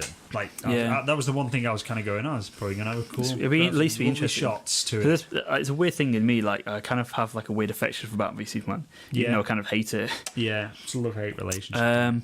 Steppenwolf was shit when he predictably shit. Why did DC execs have this like fetish, or DC production design have this fetish for giant grey CGI monsters? Yeah, I don't really know. It seems to be a thing at the moment. Like in The Hobbit as well, I suppose there's giant grey CGI monsters. Yeah. Is this just a thing now that we just have to put up with? Is this just a thing where it's like they've written a villain, forgot to design it, and be like, giant grey thing with a bit of smoke and a bit of fire? Yeah, let's go for that. But every DC film's had that. Yeah. It's just the fact that he's like literally, I suppose Man of Steel aside, Batman v Superman had Doomsday, Wonder Woman had Ares. Yeah. Not Ares. Is it Ares? Yeah, Ares, yeah. Suicide Squad had Enchantress's brother. Yeah. And this has got Steppenwolf. Yeah. It's just the same. It looks like the same character design. It's just, they're probably the same. What are they doing? And like every single one. I mean, I've complained about Marvel villains being generic. Yeah, they are. Read my Thor Ragnarok review. That's my big complaint about Hela in that. She's generic. I mean, Cate Blanchett at least plays it with some sort of life. Yeah, and at least it's a real actor, so I can kind of connect to it on that level. But why have you not just and again, at least their films are kind of have something other than the plot to them. Yeah, exactly. But just put someone in a suit, practical effects. Yeah, actually, like he's like, this isn't a spoiler. He just wants to destroy the world because he can. Like, I think even if you put like a real person in a suit, that'd still have more impact than a CGI. It just feels, a lot of this film feels like a video game cutscene. Yeah, but then again, it would feel like it would have more impact if, like, if you want to go CGI, whatever, but it'd have more impact if he was, had a motive to it. Yeah. Like again, like the Hobbit films, like Azog kind of looks good by the end, but at least he has kind of a decent motivation to it, like revenge. At least he's a character. Steppenwolf is not a character. He's not. He's you go, why he wants to get these boxes together and destroy Earth for just bants for no reason. Like I don't like it. Doesn't. There's no reason to it at all, apart from the fact that that's what bad guys are supposed to do. And it's that thing that we were saying, like, villains shouldn't think that they're villains. Like, villains should think that they're doing this for the right reasons. That's what makes a good villain. That what they think they're doing is right and good and gonna have some, good to it. Theresa May. Yeah, exactly. Hitler. I was about to say. Hitler was just following orders, Matt. Whose orders? That's a quote from the Nice Guys. Illuminati. Do you want to go spoilers? Yeah. About some specifics. I mean, there's nothing to spoil, but let's go for it. Superman comes back to life in this film. I was going to say, one thing that doesn't know me, and this ties into this, is all of like people just outing each other's secret identities. So there's a bit I think it's nice in the way we first meet Aquaman, and Aquaman says like 3 times in front of people, "Dress like a bat. Why'd you dress like a bat? You dress like a bat." Yeah, and then Barry Allen like shouts out, "Oh, it's the best thing. It's your symbol," to Bruce Wayne. And when he's just like stood there, no one blinks an eye. And then there's literally a bit where, and Bruce Wayne as well, it feels like he'd be the sort of guy who would not take that shit. Yeah, he would like, I don't know, kill everyone. No, probably wouldn't. I don't know. No, this Batman would. He would not be. Everyone. He would kill everyone in that village to stop them telling a secret. But then there's also a bit where Superman comes back to life, which was awful. It was like, there's this magic ship now in the middle of Metropolis, which is like you just throw shit into it and stuff just comes out alive. Yeah, is what happens. We're not going to pretend that this is even like a magic thing. We're just going to throw stuff in. Stuff's going to come out alive. Maybe a bit wrong. Yeah. So Superman comes back to life without a top, but he's still got pants on. He's hot. But he's got a hot. He's got a hot bod. He's got a bit too hairy for my taste, but I think it's nice. Yeah, I'm more of a Hemsworth. Yeah, I'd go Cavill. But like, Superman comes back to life, and actually, one point, Clark Kent has died. We've seen an open casket. Why did they use an open casket? Like in the film, like, it feels like they've written themselves into a corner there. Because now, like, they've got to somehow write Clark Kent back into existence. Like, they could have said he's lost in the rubble of Metropolis. Or yeah. Why would, like, I know, like, the characters would kind of, but I feel like as a writing thing, like, you've written yourself into a dead end there. You can't bring Clark Kent back. I mean, you can bring Kal-El, like, all you like. You can bring Superman back, yeah, exactly. You can't bring Clark Kent anymore. I just don't understand how they're going to do that unless they're going to completely ignore it. Because people have seen his dead body at his funeral. Not at Superman's funeral, at his funeral. Yeah, Clark Kent's funeral, yeah. Which I don't understand how they're going to get around that. Which is well, not 40 through, obviously. Yeah, well, there's the whole idea that, like, the tease at the end of Batman v Superman was like the grains of dirt like lifting up off his coffin. Oh, he's still alive. Like, oh, sweet! Like, no. Didn't kill him. He's just been comatose. It's like, nope, that's nothing. That's nothing at all. Like, he's dead. He is dead. He's definitely dead. But the ship brings him back to life with one of these mother boxes things. It's so bad. And you just it's so lazy. It's like, obviously, like, it is lazy because they were supposed to have it planned out. Like, that was the thing that they were going doing Batman v Superman, and then we're going into Justice League. That was supposed to be planned out, but it obviously wasn't. It wasn't, they guys. Didn't know how they were going to bring him back to life, but they were like, we want to. And do you know what I mean? If these films were two standalone films and 10 years apart, and they just kind of did it as a bit of a like, what if sort of thing, then fair enough. But this is supposed to be planned like down to a T. These are professional people who paid a lot of money to do this. Yeah, and it's incompetent. And like, the whole thing was just like conflict for the sake of conflict. Yeah, so he's brought back to life, and then, like, for some reason he's got a weird accent. It's English again. He's got a British accent for some reason. And he sort of, we didn't talk about his weird upper lip in the first scene as well. Oh yeah, he's got a weird upper lip. CGI upper lip, which is, everyone's talking about that. It's bad. Yeah. I didn't really notice it for the rest of the film though. I didn't. I think it's his first scene really, and then but then he starts fighting people for some reason. But then it's like, but he kind of remembers. He kind of remembers, and he says, but he's just angry about it. He says, like, to Batman, like, "Do you bleed?" And it's like, mate, you're over that. Like that. You're supposed to be a great guy. Yeah. So he's like really angry, but kind of remembers people and starts beating up the Justice League. He kind of remembers exactly what happened. But then everyone starts shouting like Clark at him, and there's like policemen there, there's people there who can clearly see this man flying around, who looks a lot like Superman. See, they'd obviously assume it's Superman. Then Lois Lane turns up and starts shouting, "Clark, hey, Clark Kent, Clark Kent, my boyfriend, my boyfriend who died, Clark Kent. Oh, you're flying around like Superman." It's just like, there's people there. Yeah. Calm down. He's got a secret identity. For a reason. This is a really obvious continuity thing that people who are writing and directing these films should probably understand what a secret identity is. I mean, I suppose that's why Marvel just don't have them. It's just so much easier. Get rid of them then. If you don't want it in your film, get rid of it. Or don't pretend that he's got a secret identity and then just throw it away and then go back to pretending he's got a secret identity again. Yeah. And like the whole thing as well about Batman v Superman, like, which I thought they were going to make a bigger thing of based on trailers, was that Clark and Bruce knew each other's identity. Yeah. Because he had a secret identity. I thought it was going to be a really cool. It would turn out to not be a big part of the film, but like, it just handled so badly. Like, it was thrown away for like a gimmick, and it's such a cool storyline. It's such a cool character arc. Yeah. For this thing. And as well, like, I kind of understand why, like, they killed him. I don't get it. I don't mind that they killed him and then brought him back. I don't mind. But they brought him back. He's cheap though, wasn't he? Yeah. And like, they could have used it as part of his character and just didn't at all. It's over in 5 minutes, and he comes back so OP. So overpowered for anyone that doesn't know what OP doesn't play video games like me. It's just like he's bought all the loot boxes. He's just gone in. He's got his dad's credit card. He's bought all the fucking loot boxes. His dad's dead. Both his dads are dead. He's not. Oh, sorry. That was insensitive. That was insensitive. I'm sorry. But yeah, it's just. It's just. But at least he fucking smiled, didn't he? He's got bright suits. So that's good. Yeah, because that's all people care about is that he smiled and he's got a bright suit. No, like, he's just like we've just been watching Batman v Superman, and like, Batman holds his own against him. Yeah, he's got kryptonite, but he holds his own against this guy. In this film, like, Superman could just kill every single person in the world in like 30 seconds. And this guy's kicking Wonder Woman's ass as well. Yeah, and you just think, and Wonder Woman's literally for God. She's literally part of God. She literally is a god. Yeah, and you just think, well, that's fine that he's that. Like, you just go, where do you take it from now? Kryptonians on Earth ahead of, like, there's no, like, I don't know where. Where do they go from here though? With the superhero that's that unstoppable. This was like, Darkseid, but I don't. Then Darkseid could literally squash everyone else apart from Superman. Yeah, I just don't know where is Darkseid another one that's just like, I'm doing this cause? I mean, he's just going to be a big grey villain, CGI villain. Yeah. Please give us an interesting story. I know, again, like, I know people go, Marvel don't give us interesting villains. They give us interesting heroes, though, and like... bring the Joker back. Get rid of Jared Leto. Bring the Joker back. Oh, I don't even mind Jared Leto, just because Jared Leto's a decent actor. Get rid of the tattoo on his head. Yeah, get rid of that tattoo. That's fucking awful. Crazy people don't tell you they're crazy. That's all. They're fucking crazy. That's why they're crazy. They're not self-aware enough to tattoo their own face. I don't think there's literally nothing else to spoil. Apart from that, I think just... What was the bit on the I car actually you felt liked? one bit. Aquaman? Oh, the bit in the car where he's like sat on Wonder Woman's lasso. Oh yeah, I thought that was really funny. He's like, maybe I just don't belong anywhere. Maybe that was cool. I thought that was really funny. Yeah, and it was actually well acted. It was pretty good, really well. It was really good. Yeah, and he's like, that was a cool moment. And then there's a bit of Batman just like nods at him. He's like, yeah, that was cool because I was like, oh, this is getting weird. And I thought I kind of went, oh no, I know what's going on here. I thought it was really good. I was like, just more of that, please, because I really enjoyed that scene. And like the bit where everyone was like.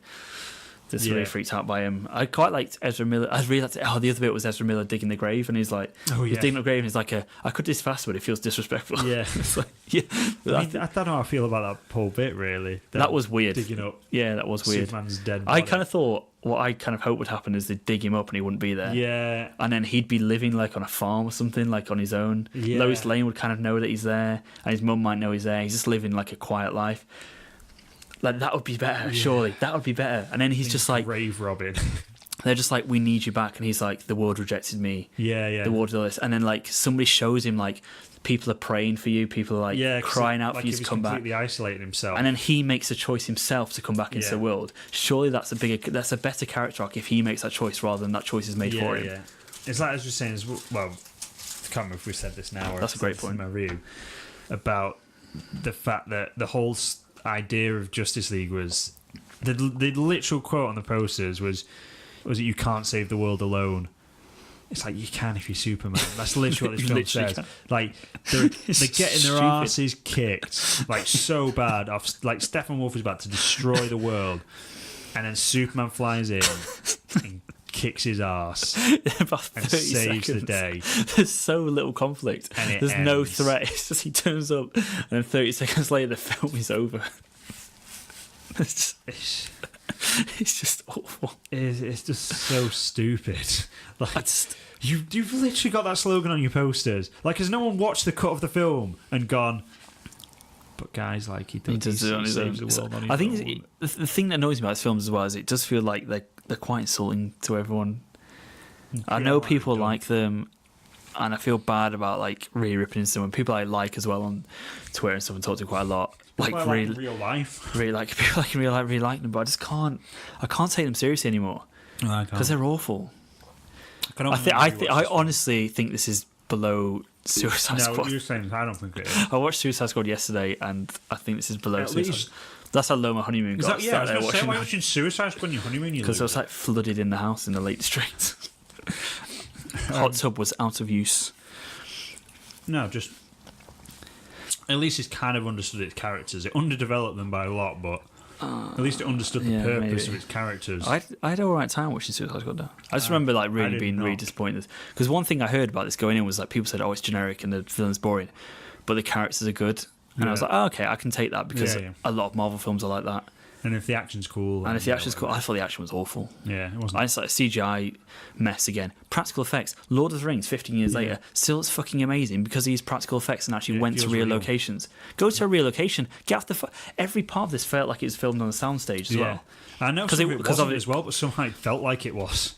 Oh my God. It's like the rooftop scene with Batman. I was like, this is kind of cool. Yeah. But then it just feels so small. It's like, well, this is obviously... Yeah, like that was a little set surrounded by green screen that they put Gotham into. I have no idea what Gotham is like in this thing. Like I'm not Nolan's, you had a real idea. Nolan's, exactly. I mean, it's basically New York, but it's kind of twisted. Yeah, you had like Narrows, exactly. Yeah, like Arkham and everything. And Tim Burton's. I'm not a massive fan of those films. I think they've dated horribly. Yeah, they are. Yeah. I don't think it's a particularly great depiction of my version of Batman, but at least you know what Gotham is. Yeah. He built that world really well. I was just like, what is Gotham? Yeah, what is it? I don't know what it is in this universe. Metropolis? Like, I feel like in the comics you get a really strong idea, and obviously because Gotham to me has a very distinct feel to it. And like Metropolis is a really distinct feel to it as well compared to Gotham, but there's just no... I'll just reboot this. Just get rid. I'm well up for Flashpoint. Yeah, I am. I'm so up for Flashpoint.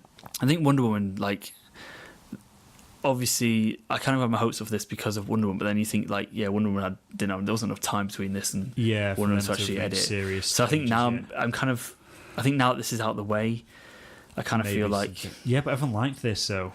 They didn't know. Critically, it's panning. It's got the lowest opening weekend of any DCU film, so it's not made as much money. Like, people... I know it's a lot... Like, I work at the cinema.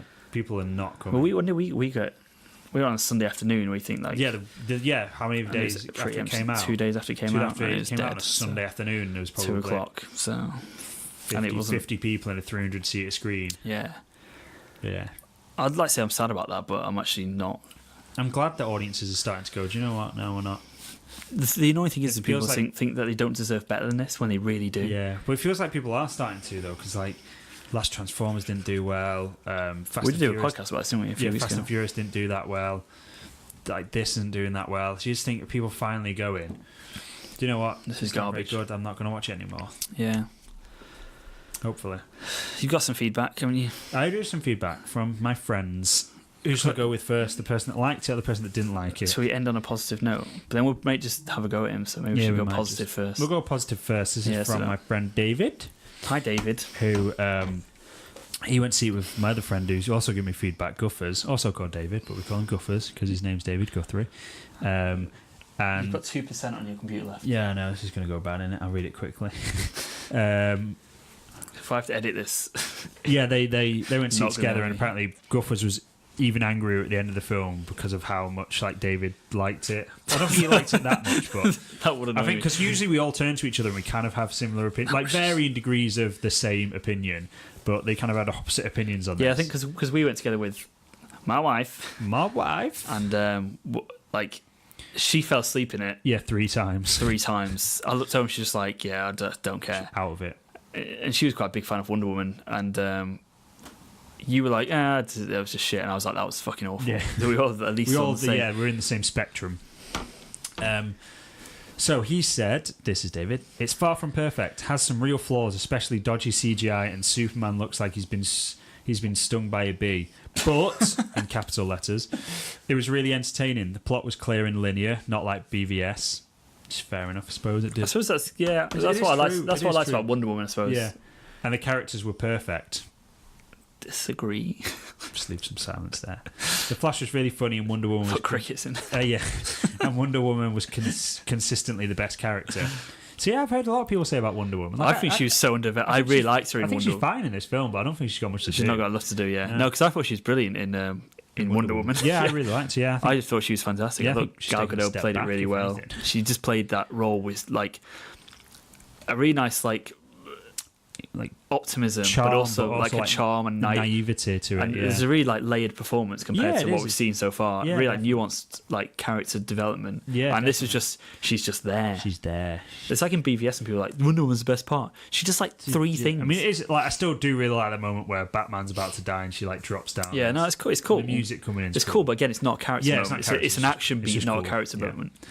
He says overall a bit lacking in places, but on the whole a good film that people should see and make their own opinions.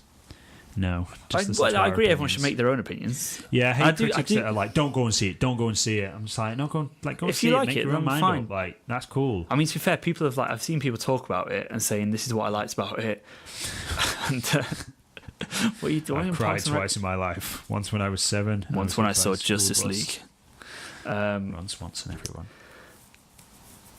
What are you saying? I can't remember now. It's gone. But I've spoken to a lot of people about it who did really like it, and they kind of agree with my criticisms, but they say I found it fun anyway. Yeah, well, to be fair, it's kind of in the way that like Rogue One for me, like you and Paul, like I've not been back and watched that film, but I like the faults. I go, yeah, it's a definite fault with that film, but for some reason I kind of pieced it together. That's the thing is, if you can get rid of it, then. Yeah. I just hate the characters. Like I can't watch a film unless I like characters in it. Yeah. And they just without interesting characters, films are just meaningless to me. Yeah.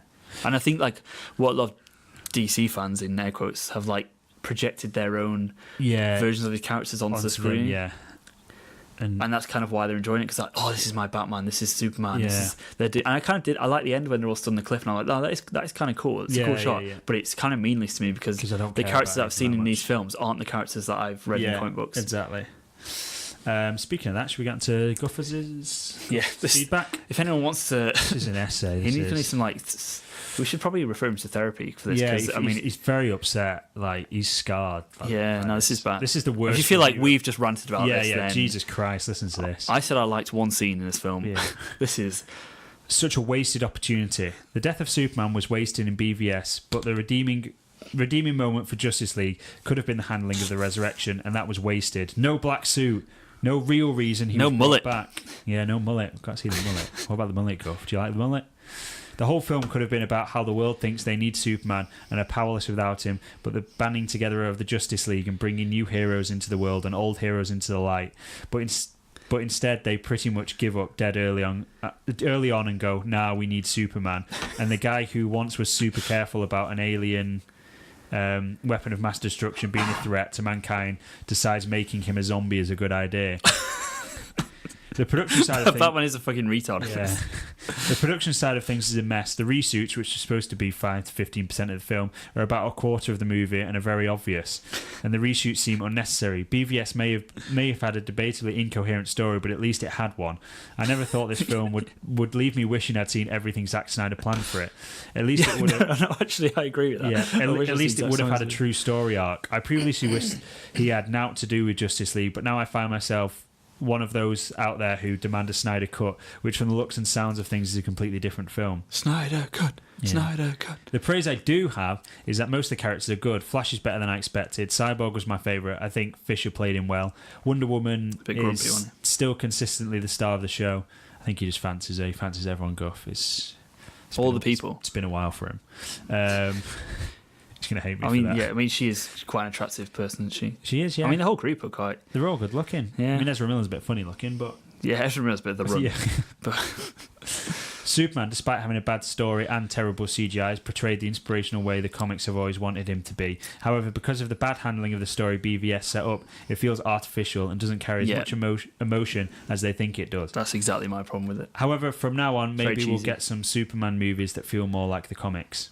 Don't get me bloody started on the shit CGI of Steppenwolf. His flashback scenes and storyline, as heavily criticised as it was, had potential. His flashback scenes and storyline, as heavily as they were criticised, did have potential. Also, we didn't mention that the other bit we liked, the Green Lantern thing. That's cool. Oh, that was cool. The Green Lantern bit was cool. Yeah, you got to see in Steppenwolf flashback like all these different people coming together to try and stop him, and there's some Green Lanterns. I thought that was quite cool. And you saw like a Green Lantern get killed, and the ring like fly off to go. I did like the post-credit scenes as well. Yeah, they were right. Apart from one of Jesse Eisenberg in it. Yeah. I did like Joe Manganiello looked pretty cool. Yeah, he looked pretty badass. I like the suit. And I like the Superman Flash race thing because that's obviously like quite a big comic book nod. Yeah. Which I like. That's quite funny. I did like that. It's good. That was a good character moment. I mean, I wish the film was... If the film was made up of those character moments, I would have enjoyed the film, but it wasn't. Yeah. My laptop's on like 0% apparently, so... I thought some of the jokes were good, but most of it felt forced and unnatural. And the biggest upset... This is where it gets really... Put some sad music under it, in the edit. The biggest upset was the whole way through I was watching it, not as a fan, but as a moviegoer, trying to be as open-minded as possible. And then I kind of went, meh.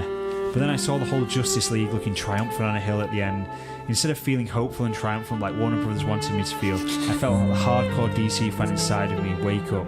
The kid who's dreamt of this moment his whole life was looking upon the greatest missed opportunity of all time. Everything I ever wanted to see. I wanted this to be greater than the Avengers. I remember seeing... Oh, my laptop's died. Oh, I'm not editing this. Right, I'll get it up on my phone. Jesus. Right. Give me a sec. I'm getting paid for this shit. I remember seeing Avengers and thinking, oh my god, this means that team-up films work. This means Justice League can take what this film has done and expand and make it fantastic. It did not. I was just sad. Seeing that shot, which essentially replicates the title card of the old Justice League animated series, was just a bitter reminder of the last 2 hours and felt more like an insult or a twisted joke. To summarise, I did not like it. Really, I couldn't tell. With that last sentence, I would have not known which way he would have lied on that. I mean, that's damning stuff. That is. But that's kind of the way I feel about it as well. Like, I wouldn't care if I wasn't a fan. Like, yeah, exactly. I feel like I need to take Guff out for a drink or like a strong. I don't think a drink's the last thing he needs because he will spiral. He will spiral out of control. Some and kill therapy. himself. That boy needs therapy. Yeah. Bad. I can't agree with everything you said, yeah. Yeah. Like, especially the bit about Superman feeling just fake and, like, retconned. Yeah. Like, you it can't was so pretend. bad. Like, why are you pretending? Like, it's just lazy. Like, they've written in this character arc for Superman in Man of Steel. Just work with that character arc. Yeah, but the thing is, like, Instead of just, like, pretending the previous film didn't happen, just work with it and go with it and just write it better. yeah, if you're Just gonna do do it, better just give writing. him this suit. Jesus Christ, Yeah. It just felt like they've wasted a lot of Superman just stories. do with it. Like Like, I'm not a big Superman reader. Like I mean, Sheila Buff, just do it. just do it. Like, I'm not a massive Superman reader. I'm mainly Batman, I suppose, in Justice League. But still, But it's like, I still know these iconic. yeah, these are iconic like moments. big that- moments in Superman's kind of history, and just do they've it. ruined like 2 of them. Yeah, yeah. No mullet. Yeah, Hashtag R.I.P. mullet. yeah. That's happened. Isn't it? Right. That's probably isn't it? That's just shows. That's enough it. for a rant. Yeah. I'm Um, sad. I'm sad how little. I don't know if that's come across like quite Nah, angry or nah, it's a review, innit? patronising, but it is our review. It's our thoughts. It's our thoughts on the film. I don't like commenting about other people's thoughts, but I feel like everyone else is deluded and wrong. Yeah, I don't like. I just, I don't understand how the only people. people I understand the people going. I know it's got its faults, but I It's enjoyed fun. it because it was a bit of fun. I'm like, yeah, cool. Like it was short. Like it wasn't long enough for me. Like I had to get bored. yeah, I wouldn't was say like- I wasn't sat there though. Like I have been on some films, just like Yeah, no, okay, Jesus that's Christ, can this please end? Close Encounters of the Third Kind for me. It's supposed to be a Controversial. masterpiece. I've Supposed to not be seen Spielberg's it. masterpiece. So fucking bored. Yeah, I was so bored. I actually wanted to die. like. I don't. Would you have turned it off? Like if you would like started watching it? At home? Yeah, Would you? yeah. I don't think I would. I think I would have watched it. If it's like first time. Yeah, yeah. If it's first time, I would have watched it because I would have been like, oh, it's Batman. I Would you love have been like Batman. close to like turning it off? Just thinking. I can't Probably be arsed not. with this. If it came on now, I'd probably turn it off. And saying that I've just watched Batman v Superman and Suicide Squad in Yeah, the last yeah, exactly. 2 days, I probably would turn it off if it was on TV now. Yeah. No, I just I'm kind of think tempted to go and watch it again just to see if I can get some. maybe yeah. get something I think out of it. those but people understand the people that are just blindly defending it and just saying it's a masterpiece. it's a and masterpiece. It's a great. brilliant film. Like it's everything we need. And all the critics. Why do critics hate Zack Snyder? They don't hate him. He's just not very good. Yeah. It's not a good film. Are we the critics now? Look at me. Look at me. I'm the critic now. I don't know what you're doing. It's Captain Phillips. All right. I've But it's like, not seen that I'm the film. captain now. I've not seen that film. Should have so- seen the memes. I have not seen the memes. You're an idiot. Jesus. That's a show, everyone. That is a Sorry, show. that was sad or ranty. I don't know. If people Funny, I think. was it good? Don't know. Do you agree with us? Disagree? I don't know. Yeah, It'd be interesting to see people who agree with our criticisms but enjoyed it anyway, or people who just completely disagree with our Yeah, I just want criticisms. generally want to know what. Like, we've got a review up on the website. We've got a review that up. I wrote. It's good. Check that It's out. all right. Where else can people find us, Matt? Twitter, Real Film _ Movies. Facebook, just real Something film. similar, yeah. I Something don't know. Real films. You Google. Realfilmreviews.com. That's probably the best place for everything. Yeah, everything's For on our there. reviews, Our podcasts. videos, podcasts, reviews, articles. Oh, I'm down in Birmingham tomorrow, actually. Well, not tomorrow, when this podcast is released tomorrow. Might be tomorrow. Of the date of the podcast being recorded. To screen one of my own films at the Birmingham Film Festival, It's exciting, isn't it? where we've got nominated for Best Original Score, which is very exciting. So I do know what I'm talking about, so... I mean, your score's good. No, the whole film. It's got to be good to get official selection into a film festival. That is good, isn't It's it? 3 film festivals, actually. But, yeah, I know what I'm talking about, so... So if you like Justice League, then You're an idiot. No, you're all right. You're all right. Enjoy what you enjoy, man. but also But also, don't enjoy Justice League. let's be happy Zack Snyder's probably. No, Yeah. that's not. I Here's don't to like the- being mean No, about no. Zack Snyder, but Here's to the future of... yes, here's the DCU. future of. Oh, yeah, DCU. Gruff said that, actually. We're going too long. He's like, what are our hopes for the future? Oh, we could do, yeah. Let's keep going because Yeah. I feel like this is important. Let's finish on a high. Yeah, what did he say to me? I literally asked him for some questions. He didn't... Let's see. What did he say? Just edit this out, probably. Yeah. Oh, okay. He criticised me not liking the cover of Come Together. Oh my god, where did he even put these? Oh, there we go. Well, he said, what were you expecting / hoping to see when you first heard about it? Like, what were your theories or predictions? I didn't really have I didn't have anything because I just didn't. I didn't know the characters well enough to figure out what was actually going to happen in this film, but I suppose it's a bit. I was kind of expecting something a bit more. Now, isn't it? Well, I suppose we knew Steppenwolf was going to be the villain from Batman v Superman, didn't we? Yeah. And I guess I kind of expected something the same. Yeah. I wasn't expecting, but that was on the back of Batman v Superman. Yeah. I can't remember what I thought when I first knew that it was building to like a Justice League. Yeah, there's nothing. I expected maybe some sort of payback for the whole kind of nightmare sequence from BVS. Oh yeah, because I forgot about that, and we obviously saw that, and there's literally no mention. There's no mention of that at all. Like, and that has paradigms in it and stuff. I thought, actually, to be fair, I think I maybe wrote a piece about this. I thought maybe that Superman was going to come back as a bad guy for a bit. Superman. Like, come back as that Superman, and that whole sequence would make sense. Yeah, and I'm really disappointed they kind of didn't do that, because I feel like they could have done that from the start. Because that felt like why have we got Steppenwolf? Why not just have Superman as a bad guy? Yeah. That might be interesting. Yeah, I'd be more interested in what we got. Like, it might not be. People go mad. Like, it probably wouldn't have an awful lot of weight behind it because Superman's not a fully fledged character and he doesn't have a relationship with Batman at this point. Yeah, like, it would have made sense maybe to do it after him and Batman had been like BFFs for a while. But yeah, I kind of thought we might get some payoff for that. I mean, we might still. Yeah, I thought something was going to. I feel like you probably. It did feel like that was a setup for Justice League, like that whole sequence with the Flash going back. Yeah. And I feel like a lot of BVS was a setup for Justice League, and not a lot. We didn't need any of it. We didn't need any of what they put in Batman v Superman. You could edit all that out, and it would make no difference to Batman v Superman, and it would make no difference to Justice League. It's like the only thing is like that leads on from Batman v Superman to Justice League is like Superman dying. It's like pretty much the only and the bit thing. where Flash says "Get Lois." Yeah, but I mean, Superman wasn't even evil. I don't think they've meant to do that. I think that's it's like, just an accident. Yeah, generally. The whole like evil Superman. It feels like they kind of like they teased it in Batman v Superman, and they kind of do it a little bit in Justice League, and it's like, no, it's just grumpy. Nah, he's just a bit grouchy. He's been asleep for a while. He's just a bit grumpy. He's on the wrong side of the bed.